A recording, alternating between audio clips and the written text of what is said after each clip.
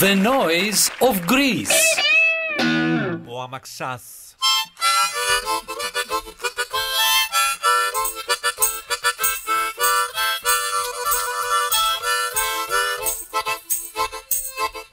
Καροτσέρι, καροτσέρι, ας το καμουτσίκι απ' το χέρι και μη το χτυπάς.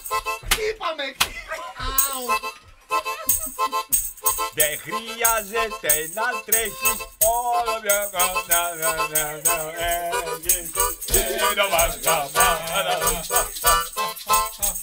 άσε τα μάξι, μοναχό να κυλάει κι όπου θα πάει κι όλα γελάει ο κόσμος. Κατά έκανα τους στίχους.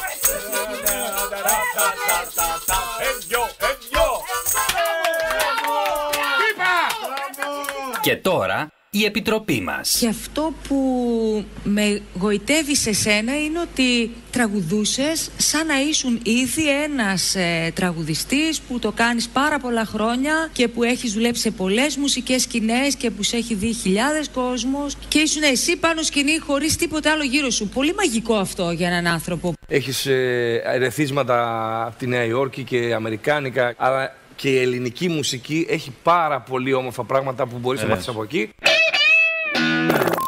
Το νούμερο 1 Breakfast FM με το Μιχάλη επιστρέφει την Παρασκευή 12 Σεπτεμβρίου.